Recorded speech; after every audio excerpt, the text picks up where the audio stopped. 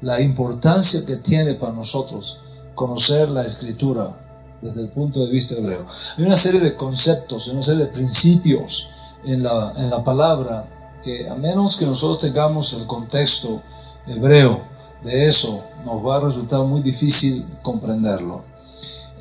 Cuando hablamos de estos principios hebraicos de las Escrituras, significa que partimos del hecho de que la Biblia es un libro hebreo.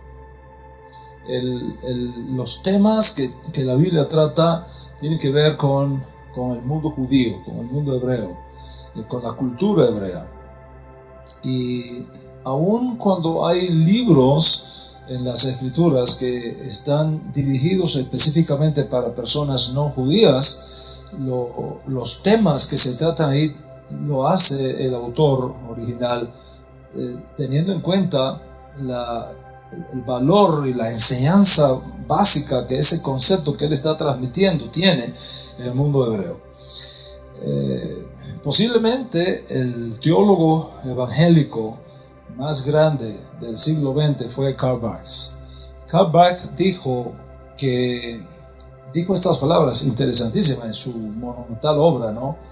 Él dice estas palabras: la Biblia es un libro judío y no hace sentido a nadie que no sea al menos espiritualmente semita. Esas son palabras muy fuertes, dichas por un teólogo, uno de los teólogos más grandes, creador de la dogmática evangélica, que es un tema obligado para estudiar en todo lo que es el mundo evangélico del mundo.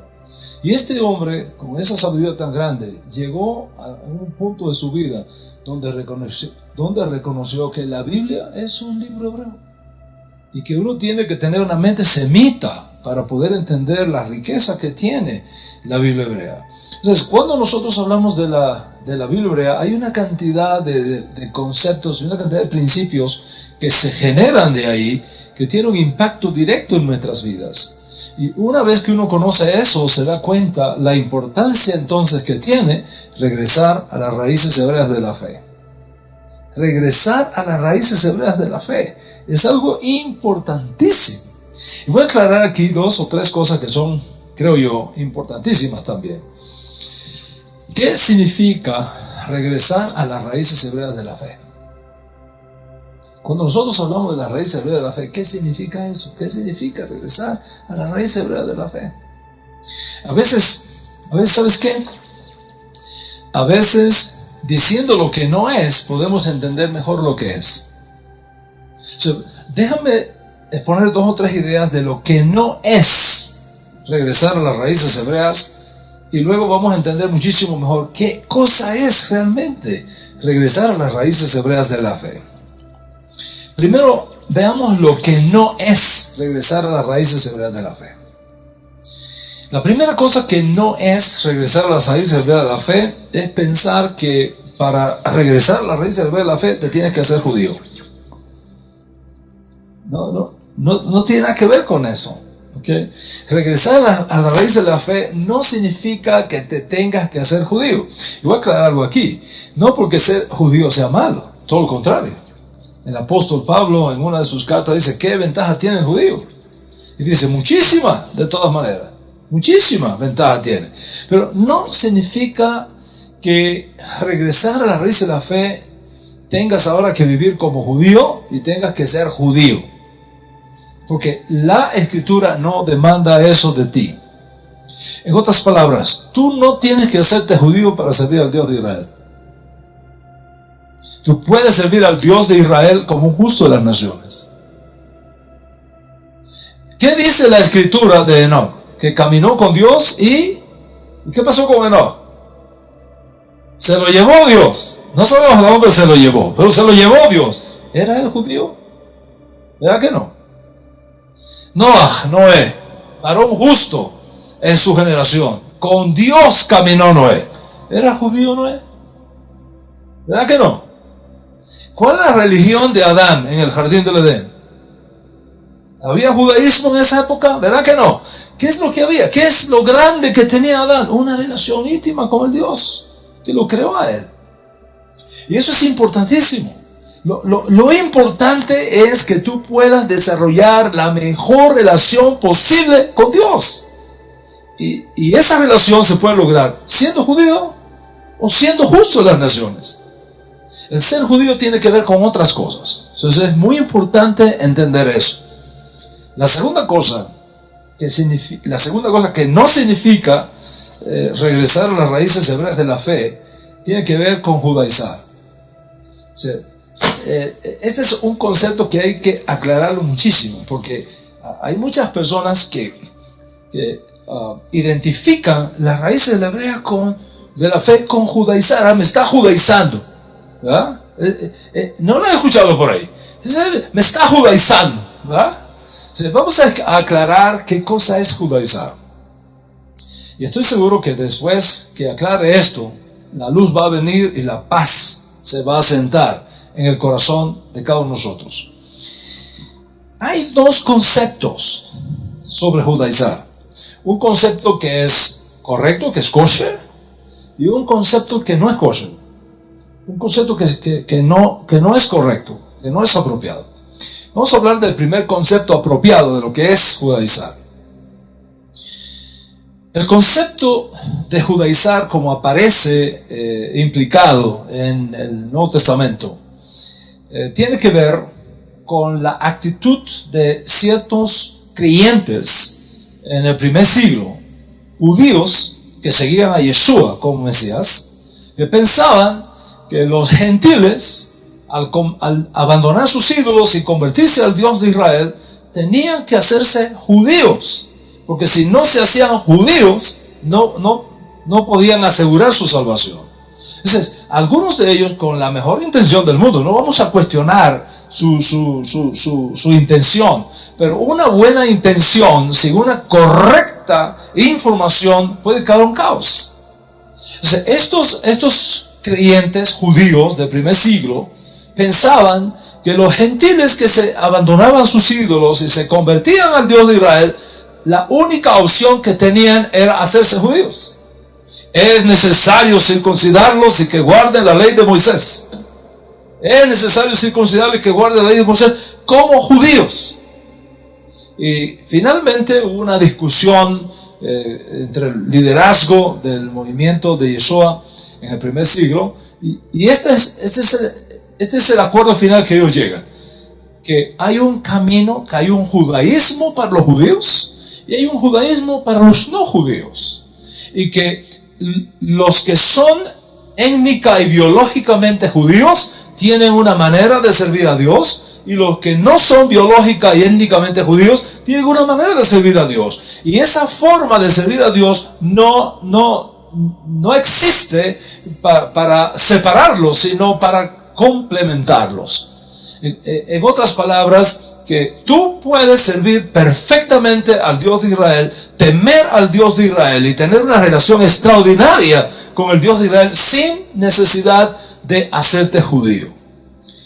Esta posición, que fue discutida y analizada y concluida por el liderazgo judío del primer siglo, los discípulos de Yeshua, los apóstoles, los shlichim de Yeshua del primer siglo, llegaron a esa conclusión. Entonces, de ahí surge el concepto de judaizar. Judaizar significa, desde el punto de vista del Nuevo Testamento, judaizar significa exigirle a una persona que no es judía, que tiene que hacerse judía y tiene que vivir como judío, porque si no, no puede servir al Dios de Israel, si no, no puede tener una porción del mundo por venir, si no, no puede ser salvo.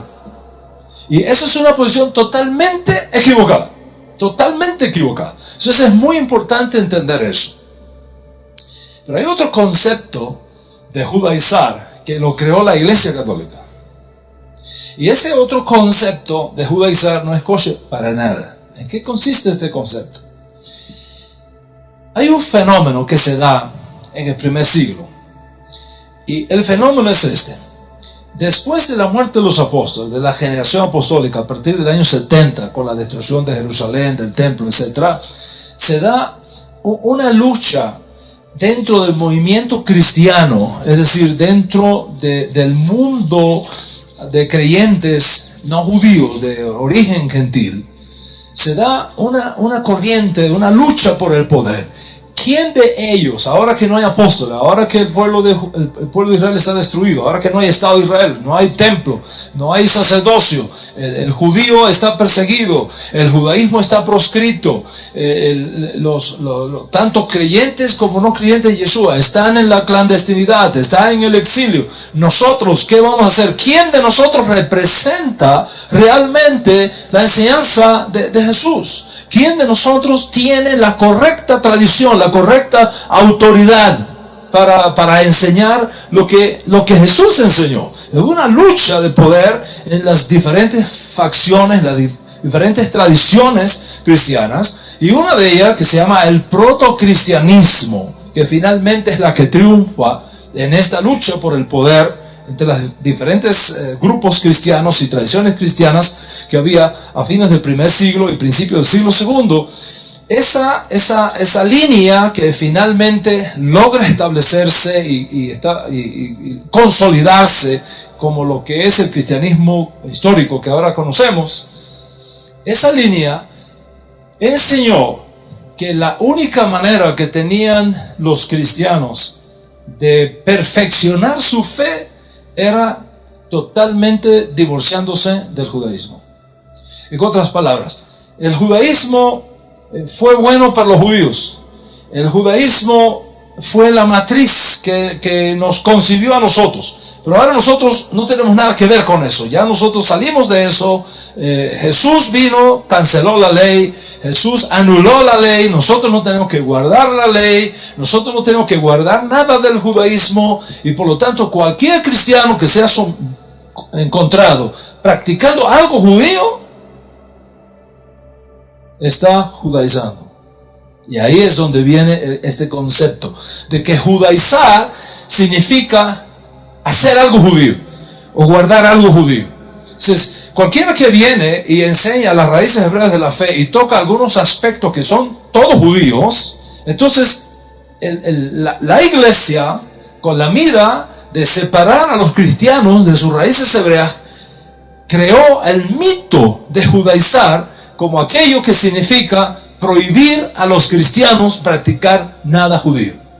Ignacio de Antioquía fue el primero que inició este proceso, que concluye en el Concilio de Nicea en el 325 con la famosa carta que escribió Constantino a las iglesias, en la cual, discutiendo entre otras cosas el tema de la fecha de la Pascua, ¿cuándo debemos los cristianos guardar la Pascua? Había un grupo de cristianos que decía: nosotros tenemos que guardar la fecha de la Pascua como lo hacían los judíos.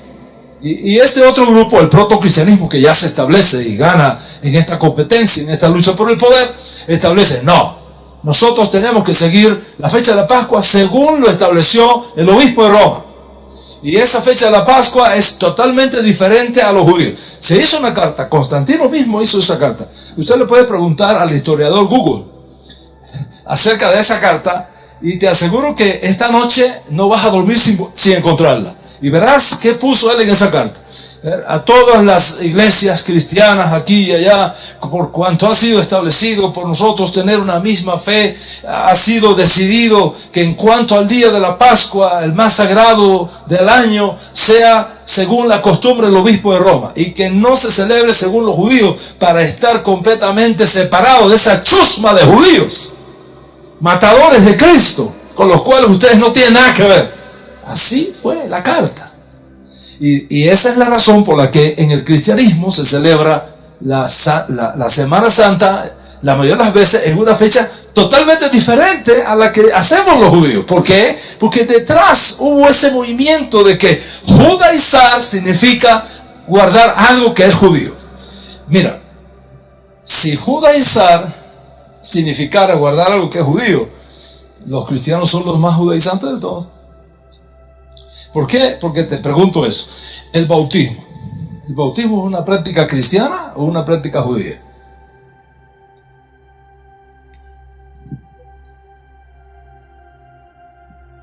El bautismo en agua, que no es bautismo, ¿okay? Pero bueno, bautismo, para que entendamos de qué se trata, ¿okay?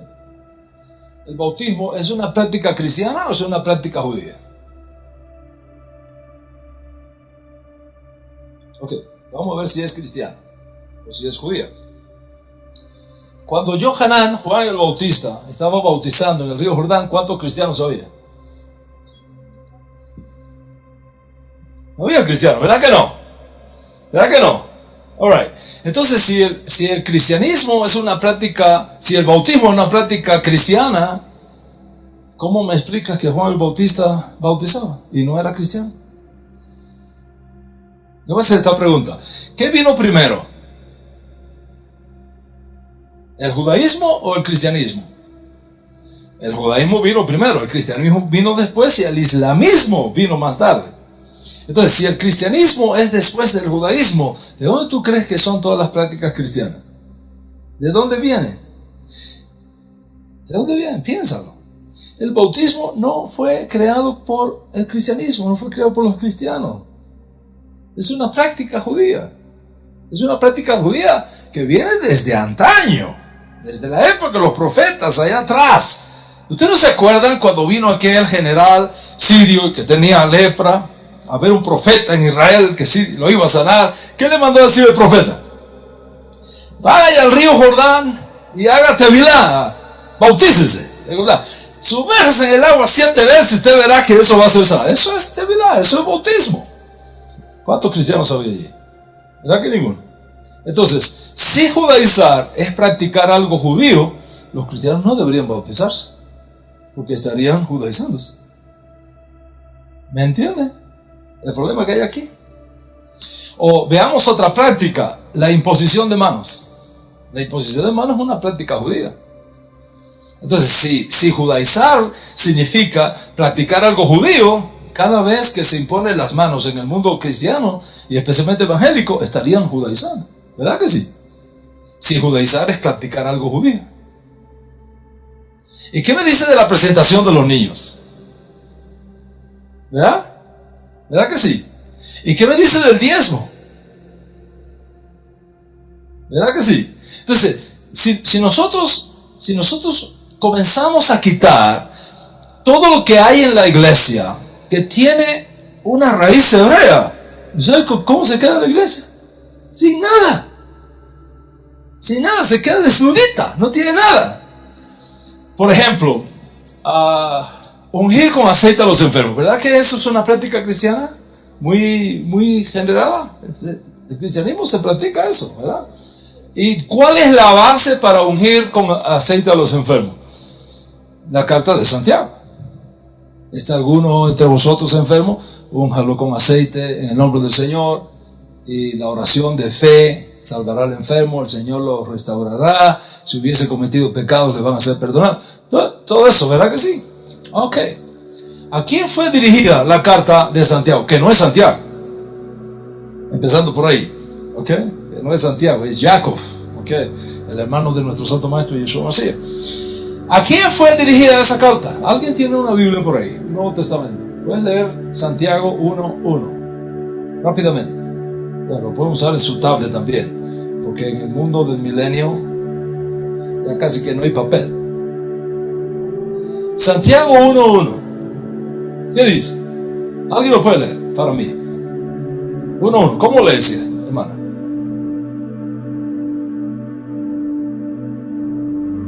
¿A quién? ¿A quién? A las 12 tribus de Israel. Eso no es un libro dirigido a cristianos. Entonces, si judaizar significara tomar algo judío y practicarlo, todos los cristianos que están ungiendo con aceite son unos judaizantes.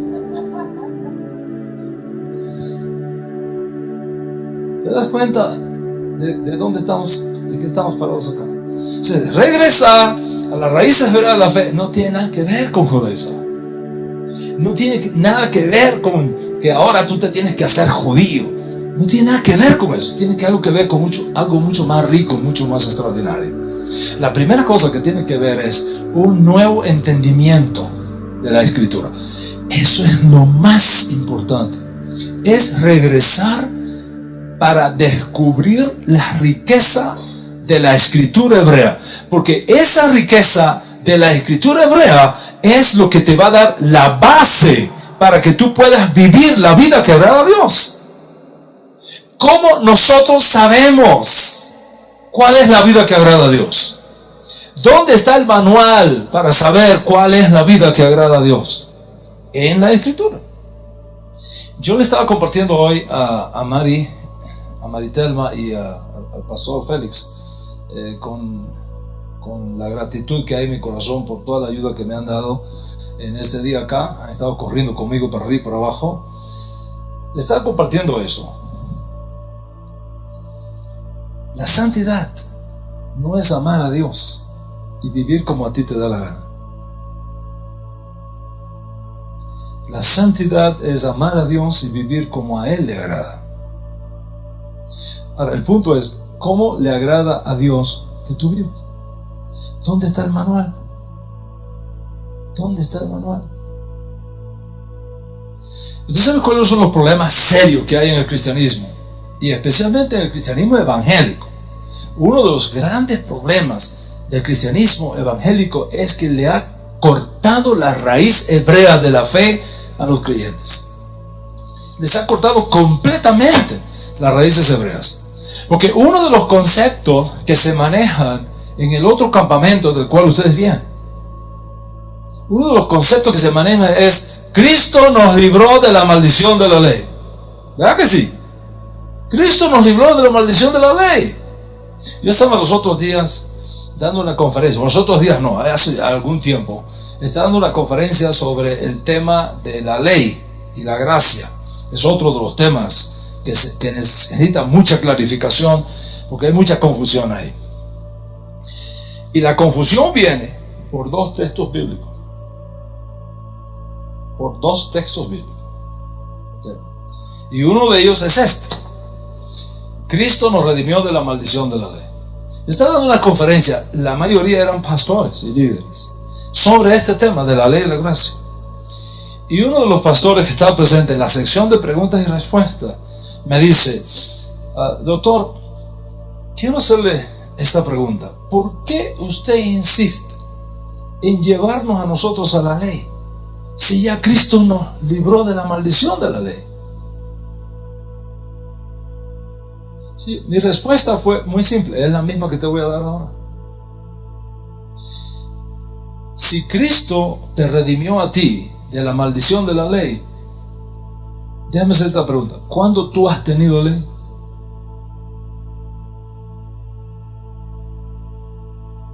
¿Cuándo tú has tenido ley? La ley no fue dada a los cristianos.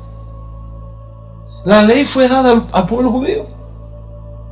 El único pueblo, la única nación del mundo que tiene una relación de pacto con Dios a través de la ley es el pueblo judío. El pueblo cristiano no tiene ley. Y fíjense, es así que Pablo en una de sus cartas dice: los gentiles que están sin ley hacen por naturaleza las cosas de la ley, pero los gentiles están sin ley. Y la primera cosa que tenemos que aprender es que ley no es ley. La Torá en hebreo no significa ley, se traduce ley, pero no es ley, es enseñanza. Torá significa enseñanza, es el libro de las instrucciones de Dios, dada al pueblo judío. ¿Para qué? ¿Qué le dijo Dios a Moisés, al sucesor de Moisés, como está escrito en Josué capítulo 1? Mira que te mando que no te apartes de este libro de la Torá, de este libro de la ley.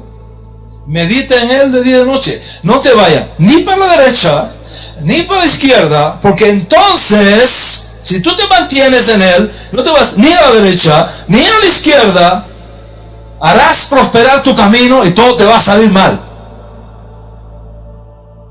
Dice así, ¿verdad que no? Todo te va a salir ¿cómo? Bien, todo te va a salir bien. ¿Qué dice el Salmo 1? Cuán feliz es el hombre que no anduvo en camino de malo, ni así de escarnecedores sentados, sino que en la ley de Hashem está su delicia, y en su ley medita día y noche. Será como árbol plantado junto a corrientes de agua, que da su fruto a su tiempo, y su no cae, y todo lo que hace vendrá a la ruina. ¿Verdad que no dices? ¿Qué dice? Prosperará. Entonces la ley no es mala. El problema es que no entendemos el concepto ese de la ley. Y todo viene por un texto mal escrito. Ese texto se encuentra en Mateo capítulo 11, donde el Mateo hebreo dice: todos los profetas y la ley profetizaron acerca de Juan. Y cuando lo tradujeron al griego, tradujeron toda la ley y los profetas eran hasta Juan. Y así está en todas las Biblias cristianas. Míralo en todos los Nuevos Testamentos cristianos, cómo está traducido ese texto. Y verás que dice: la ley y los profetas profetizaron hasta Juan. El texto hebreo dice: los profetas y la ley hablaron acerca de Juan. No es lo mismo decir acerca de que hasta. O sea, partiendo de eso, ¿cómo pensaron los padres de la iglesia que tenían acceso a esta escritura traducida al griego? Tradujeron, lo interpretaron diciendo: ok, la ley y los profetas eran hasta Juan. A partir de ahí viene una cosa nueva. ¿Qué es la cosa nueva que viene? La gracia. Entonces somos salvos por gracia, no por la ley. Y ahí es donde viene la confusión. De ahí que cualquier acercamiento a la ley, los cristianos lo ven como tabú. Perdí la salvación. Dios mío, esta gente son unos herejes. Están volviéndonos a la ley. La ley es mala y eso se acabó. Cristo nos redimió de la maldición de la ley. Y te citan todos esos textos fuera de contexto. Y el resultado es que le han cortado a los creyentes sus raíces hebreas. La ley no es una maldición. La ley es una bendición. ¿Qué pasaría en un país si no hubiese un Estado de Derecho? Si teniendo ley, la ley del tránsito, aquí en Ciudad de México, los problemas son serios como son. Imagínate que no hubiera ley, que no hubiera semáforo en rojo, ni amarillo, ni verde, ni stop, ni ceda el paso. ¿Tú te imaginas el caos que habría acá? Si con la ley que regula el tráfico tenemos problemas, imagínate sin ley. ¿Cuáles son los países que nosotros admiramos? Los países que tienen un Estado democrático, un país que tiene Estado de Derecho, un país que tiene orden y ley. Los países dictatoriales, que no existe la ley, que la ley es la que se le ocurre al dictador cuando se levanta por la mañana, eso es un peligro para todos nosotros. Entendemos lo que estamos hablando acá.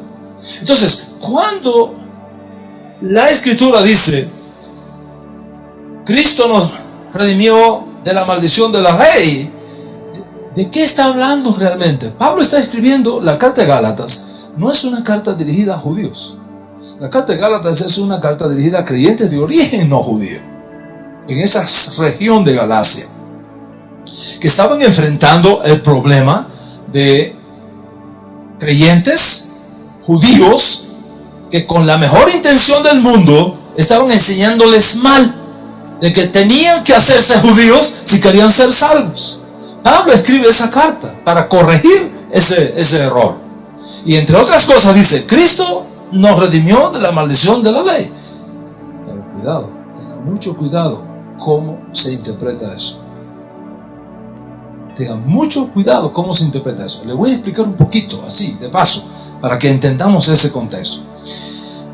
Antes, 1000 años antes de la creación del pueblo judío, de la creación de la nación de Israel con una nación de pacto a partir de Har Sinaí, del Sinaí con la entrega de la Torá, 1000 años antes, Dios hizo un pacto con las naciones. Cuando Noé y sus hijos salieron del arca, Dios hizo un pacto con ellos.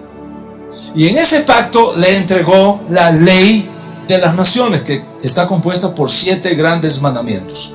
Esos 7 grandes mandamientos son: no idolatría, no blasfemia, no asesinato, no inmoralidad sexual, no robo, no comer cosas prohibidas, y establecer cortes de justicia para una sociedad de paz, de prosperidad y de justicia. Esos son los 7 principios fundamentales. Esa es la ley de las naciones. La gente olvidó esos principios. La gente dio la espalda a la ley de Dios. Y por eso vino el diluvio. Y por eso vino la Torre de Babel. Y por eso vinieron la confusión de las lenguas. Y por eso vino la idolatría. Y por eso la presencia divina se alejó de la tierra. Porque la gente violó los mandamientos dados por Hashem a las naciones. No existía el pueblo judío. El pueblo judío vino 1000 años después. Cuando Dios vio que ninguna de las naciones andaba en los caminos que Él había trazado para ellos, dice, yo voy a escoger a un pueblo, voy a seleccionar un pueblo, lo voy a hacer el receptor de esta verdad para que no falte mi testimonio entre las naciones. Entonces escoge al pueblo judío y establece al pueblo judío. Cuando Dios le entrega al pueblo judío la ley, los gentiles se quedaron sin ley. Porque ahora la ley, ¿quién la tiene? Los judíos. ¿Y qué pasó con los gentiles? Se quedaron sin ley, se quedaron sin pacto. Es por eso que cuando tú lees a Pablo, por ejemplo, la carta que Pablo escribe a los Efesios, en el capítulo 2, a partir del verso 11, Pablo dice, acordaos vosotros los gentiles, que estabais sin ley, sin pacto, sin Mesías, sin Dios, sin esperanza en el mundo. ¿Recuerda que Pablo escribe eso? Ustedes estaban sin ley, sin pacto, sin esperanza, sin Mesías, sin Dios en el mundo. No tenían nada. Nada, absolutamente nada. Cuando viene Mesías, restaura. Cuando viene Mesías, restaura esa relación. Y ahora, en Mesías, ustedes que estaban lejos, habéis sido hechos cercanos. Ustedes que antes eran extranjeros, ahora son miembros de la misma familia. Cuando Pablo dice a creyentes de origen no judío, identificándose con ellos, Cristo nos redimió de la maldición de la ley. ¿Qué significa la maldición de la ley? Haberse quedado sin ley. Porque no hay una maldición más grande que tú no tener una relación de pacto con Dios.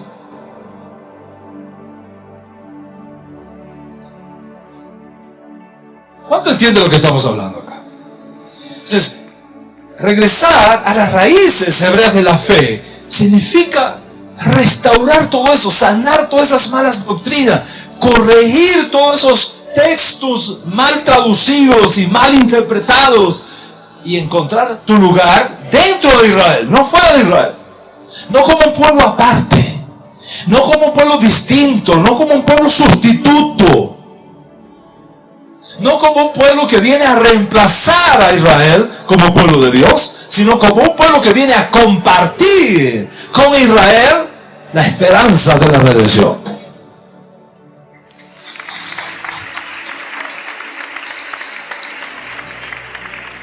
Y uno de los beneficios extraordinarios que tiene retornar a las raíces hebreas de la fe es tener acceso otra vez a las riquezas de la Escritura, teniendo en cuenta esa realidad hebraica, a la cual no tienes que tenerle temor, sino todo lo contrario. Es tu más grande reposorio de esperanza.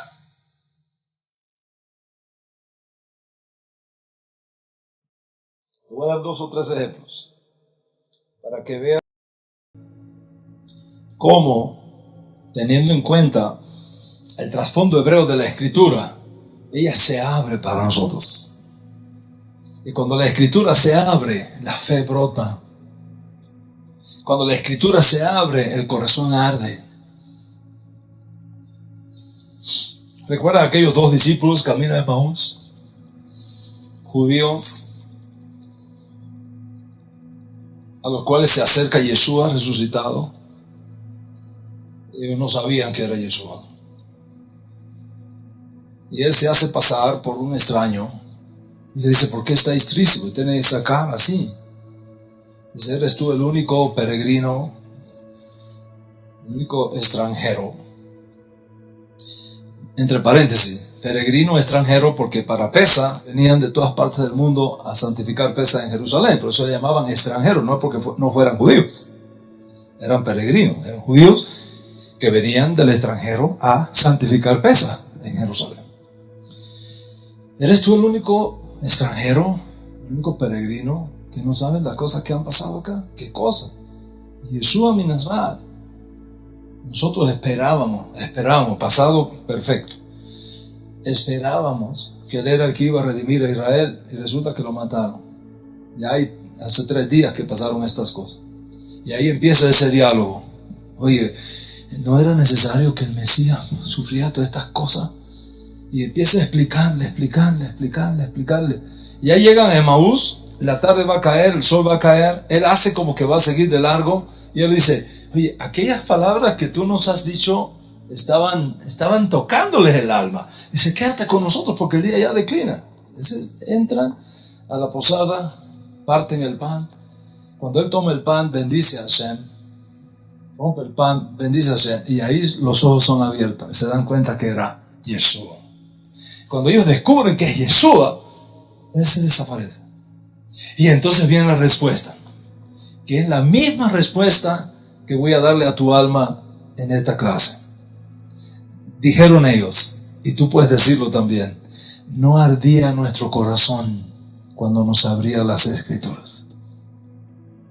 Porque dentro de cada palabra de la Escritura hay una bendición escondida. Hay una riqueza escondida. Hay una respuesta de Dios para suplir tu necesidad. Y mientras eso no se rompe, tú estás tocando solo la cáscara. Y la cáscara sabe rica, pero lo más rico es lo que está adentro. O sea, cuando tú abres eso, comienzas a comer de eso, ya nadie más te podrá hacer cuentos. Porque ahora tú has gustado y tú has probado la riqueza de la palabra de Dios que permanece para siempre y que ha traído respuesta a tu necesidad.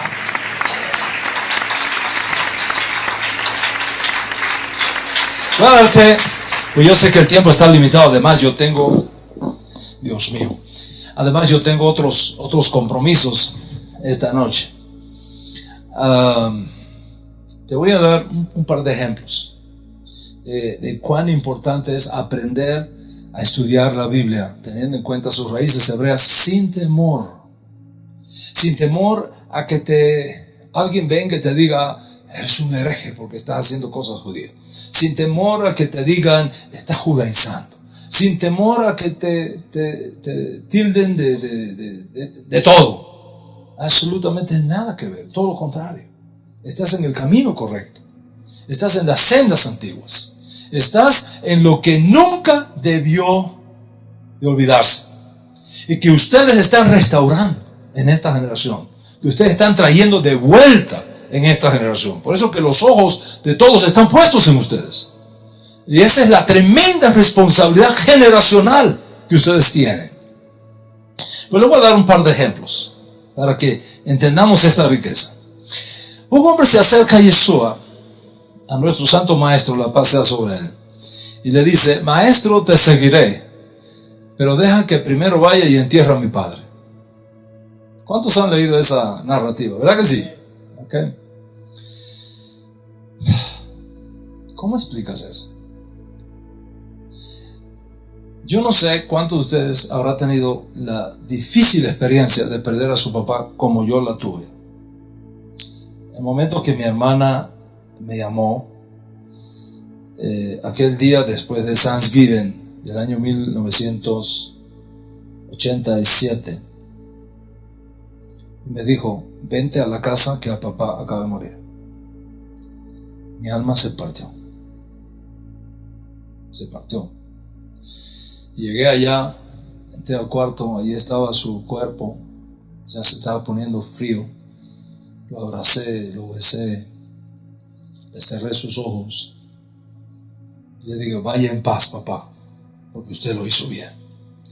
Eso parte el corazón de un hijo. Es una experiencia muy difícil, extraordinariamente difícil. El corazón está roto, el alma está estrujada de dolor.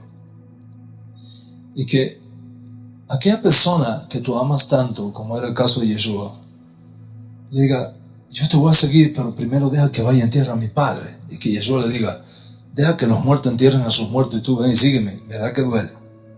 ¿Cómo ¿Cómo esperar esa respuesta de Yeshua? ¿Cómo esperar esa respuesta de Yeshua? Si Yeshua es la encarnación del amor de Dios, Yeshua es la encarnación de la gracia, de la misericordia divina, de la bondad del Altísimo. ¿Cómo escuchar que de sus labios salga esa palabra tan dura? Pues mire, ¿sabes qué? No hay ninguna palabra dura ahí. Absolutamente dura. Solo que tenemos que entender el contexto. Y les voy a dar el contexto para que veamos de qué realmente está hablando Yeshua ahí. Y eso que está hablando Yeshua ahí, ese concepto y ese principio que está mencionando Yeshua ahí, puede ser también el principio que tú necesitas escuchar hoy para hacer cambios trascendentales en tu vida y en tu servicio a Dios. Presta atención. En la época de Yeshua, cuando un familiar directo fallecía, familiar directo es papá, mamá, hijo, hija, esposo o esposa, hermano o hermana. Ya fuera de eso no se considera un familiar directo. ¿Okay? Familiar directo es ese círculo íntimo de la familia, papá, mamá, el hijo, la hija, la hermana, el hermano. Ese es el círculo íntimo. Cuando un familiar directo moría, la persona se debía enterrar el mismo día que moría. En el judaísmo no esperamos 3 días, 4 días, 5 días para enterrar nuestros muertos. Lo enterramos el mismo día. Y si es en Jerusalén, más todavía. Enterramos el mismo día que muere, el mismo día que se entierra. Excepto en casos especiales, se puede esperar. Por ejemplo, si la persona muere en Shabbat, no se hace entierro en Shabbat. Se espera hasta el primer día de la semana, domingo.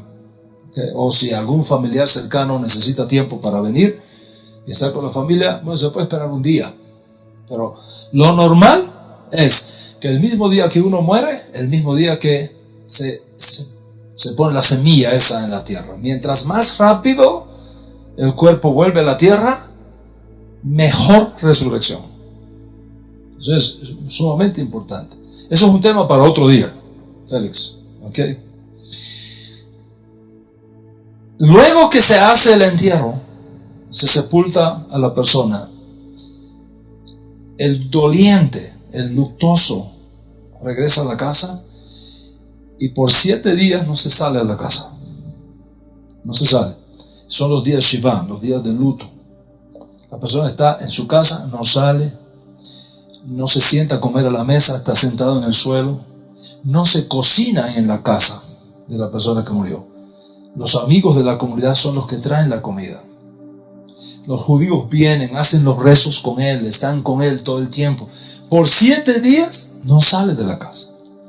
Son los primeros 7 días de luto. Después viene otro proceso, el luto ya es un poco más ligero, por 30 días. Y luego, más ligero todavía, al año. Si este hombre se encuentra con Yeshua en el camino y le dice, voy a seguirte, pero primero deja que vaya y entierre a mi padre, ¿qué significa eso?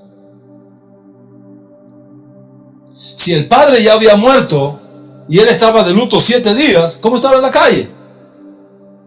No podía estar en la calle, porque en los 7 días no se sale de la casa. Si él estaba en la casa, en la calle, ya habían pasado los 7 días, ya había enterrado a su papá hace 1 semana. Entonces, ¿de qué está hablando este hombre acá? Es que en el judaísmo de aquella época, después del año y 1 día de sepultura, se sacaban los restos, se colocaban en un nicho pequeño y se volvían a enterrar. Esta era la segunda sepultura. Y solo después de esta segunda sepultura se leía la herencia y se repartía la herencia. Ese hombre ya había enterrado a su papá, pero no había llegado el año. No le habían dado la plata que le correspondía. Y él dice a Yeshua, yo quiero seguirte. A Yeshua le queda 1 mes de vida en esta tierra. Y él dice, voy a esperar 1 año para que me den mi plata, me den mi dinero, y cuando ya yo esté seguro con todo aquí, entonces te voy a seguir. Y Yeshua dice, que tenga que esperar por ti 1 año.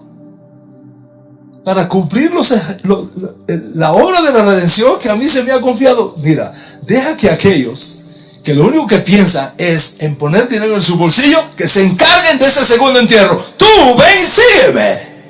En otras palabras, y Jesús está diciendo, tienes tus prioridades equivocadas. ¿Y sabes qué? Precisamente por tener prioridades equivocadas, muchos de nosotros nos estamos perdiendo del honor de servir a Dios.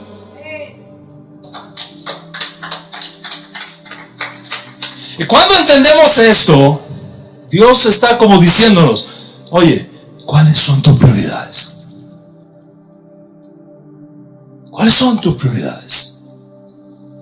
¿Cómo estás administrando tu tiempo que refleje esas prioridades?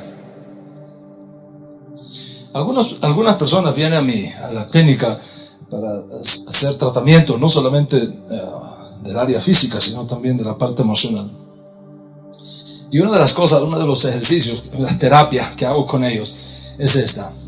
¿Cuál es tu prioridad en la vida? ¿Qué es la cosa que tú no podrías dejar de hacer para ser feliz?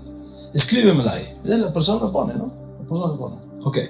Después que me entrega eso, yo le digo, ok, te voy a dar una tarea. La próxima semana vas a venir a la consulta, pero me vas a anotar en un chat, en una lista, me vas a poner las cosas que tú haces durante la semana.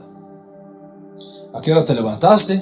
¿A qué hora desayunaste? ¿Qué hiciste después? Ponme todo eso ahí por una semana. Lleva ese récord, ese registro y tráemelo.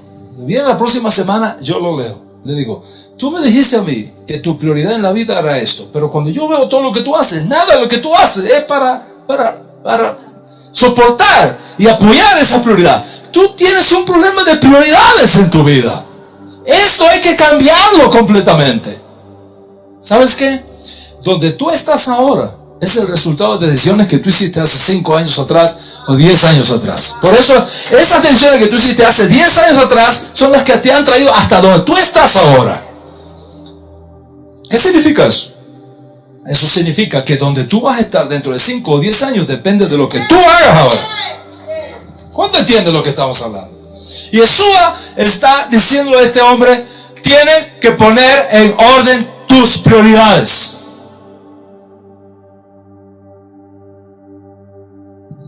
Así que no tiene nada que ver con un corazón duro, con un maestro que no tiene conciencia del dolor que está pasando por una persona.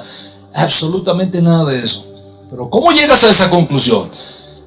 ¿Cómo entras adentro de ese texto y puedes sacar toda esa riqueza que está escondida ahí? No estudiando a Agustín de Hipona, ni a los padres de la iglesia, porque su acercamiento a la escritura es helenista, es filosófico, nada que ver con eso. La única manera de entender toda esta riqueza es cuando tú entiendes que la Biblia es un libro hebreo, que su contexto es hebreo, y que estudiar ese contexto y colocar ese contexto en su lugar correcto te va a permitir a ti no solamente leer la Biblia, sino sacar su riqueza extraordinaria. Y esa riqueza extraordinaria es lo que va a incrementar tu fe. ¿Por qué? Porque la fe viene, ¿por qué? Por el oír. ¿Y el oír qué cosa? El periódico mañana. Lo que oye el periódico mañana lo que hace es perturbarte la vida. Una de las cosas que le digo a mis pacientes es, para de leer el periódico por una semana. Para de leer el periódico por una semana. Pon las prioridades en tu vida donde tienes que tenerlas. Y cuando tú descubres esa riqueza de la escritura, descubres que ella tiene un mensaje escondido para ti que no está viejo, que no ha pasado de moda, que es más nuevo que el periódico de mañana y que tiene para ti un mensaje extraordinario, un mensaje que no te permitirá ser nunca más la misma persona que eras. Que esto sea así y que el Eterno traiga abundancia de paz, de bendición y prosperidad sobre la vida de cada uno de ustedes, porque están en el camino correcto, están en las sendas antiguas, están en el camino de corregir todo lo mal hecho en la historia y preparar así este mundo para el retorno de nuestro Santo Maestro, que sea pronto y en nuestros días. Amén, amén. Shalom, shalom.